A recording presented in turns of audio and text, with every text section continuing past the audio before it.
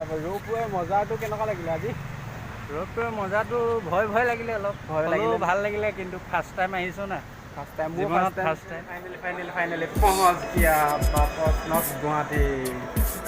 গাইছ এতিয়া আছোঁ কাছাৰ ষ্টেচন মানে ৰোপৱে কাছাৰ ষ্টেচনত। এতিয়া বৰ্তমান ইটো চাইডৰ পৰা আহি আছে মানে মানুহ কিমান ভিৰ হৈছে দেখিছেনে?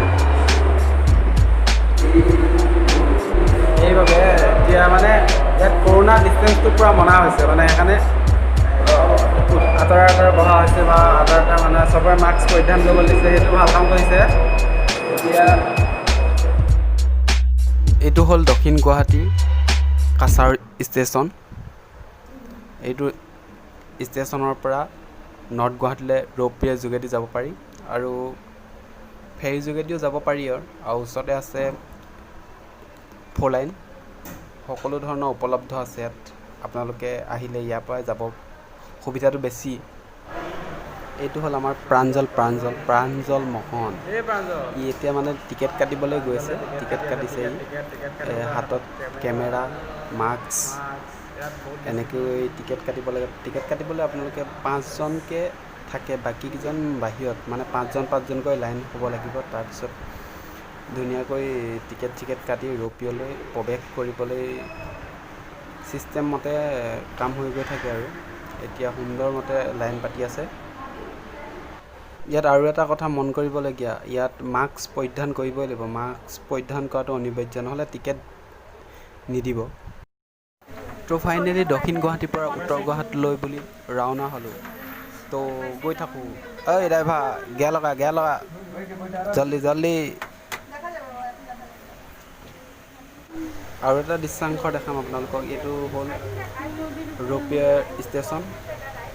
4টা ফ্ল'ৰ আছে, 4টা ফ্ল'ৰ ওপৰ ফ্ল'ৰটোৰ পৰা ৰোপৱেটো অহা হয় আৰু আছে ইয়াত লিফ্ট আছে 2টা মানুহৰ ওপৰলৈ বা তললৈ নামিবলৈ সুবিধাৰ কাৰণে। এতিয়া আমি দেখাম সৌন্দৰ্য দৃশ্যৰ ব্ৰহ্মপুত্ৰৰ ওপৰে আৰু ওপৰৰ সৌন্দৰ্য মহাবাহু ব্ৰহ্মপুত্ৰৰ ওপৰে যিটো সৌন্দৰ্য দেখা পায় ওপৰৰ পৰা, সেই সৌন্দৰ্যটো আপোনালোকক দেখাই গৈ থাকিম।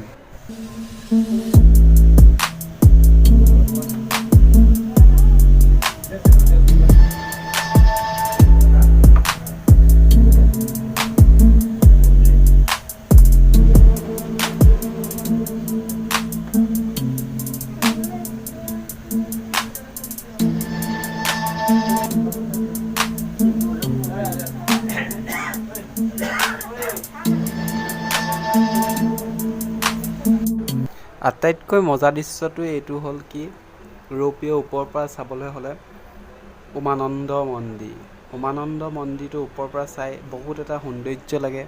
গছ গছনিয়ে পৰিপূৰ্ণ মন্দিৰটোৰ ওপৰৰ পৰা বহুত এটা সৌন্দৰ্য দৃশ্য লাগে। আপোনালোকেও যদি আহিব বিচাৰে আহিব পাৰে। আহিলে আপোনাৰ কাছাৰৰ পৰা আহিলে বেছি সুবিধা হয়। নৰ্থৰ পৰা আহিব পাৰে, নৰ্থৰ পৰা হয়। যিসকলে উমানন্দ মন্দিৰ আজিলৈকে দেখা নাই বা দেখিবলৈ মন আছে, ওপৰৰ পৰা চাব পাৰিব, তলেদি যাব পাৰিব ফেৰী যোগেদি। তো এতিয়া মন্দিৰবোৰ সম্পূৰ্ণৰূপে খোলা নাই, সেইবাবে ওপৰৰ পৰা চাই পিনি যিটো মনোমোহা দৃশ্য সেইটো চাব পাৰে আপোনালোকে ওপৰৰ পৰা।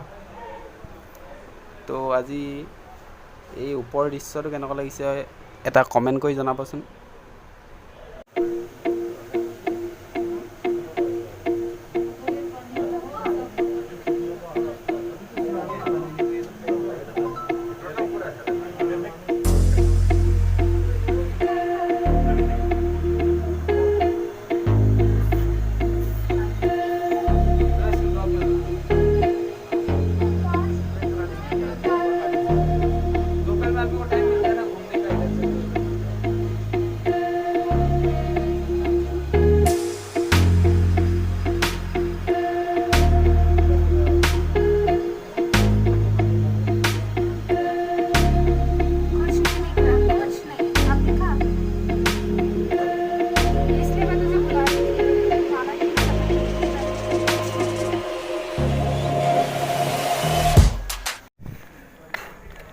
फाइनली पहुंच गया वापस नॉर्थ गुवाहाटी।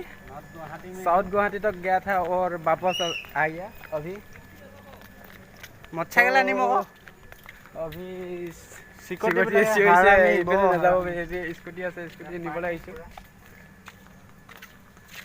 পাৰ্কিং পূৰা আজি বহুত এনজয় কৰিলোঁ প্ৰাঞ্জলদাৰ লগত এতিয়া গৈ থাকোঁ ৰুমলৈ কেনেকুৱা লাগিলে ভিডিঅ'টো যদি ভিডিঅ'টো ভাল লাগে লাইক কৰিব শ্বেয়াৰ কৰিব ছাবস্ক্ৰাইব কৰিব আৰু কাষত থকা ঘণ্টা বটনটো দবাই দিব আজিলৈ এইটো ভিডিঅ' ইমানতে খতম কৰিছোঁ বাই বাই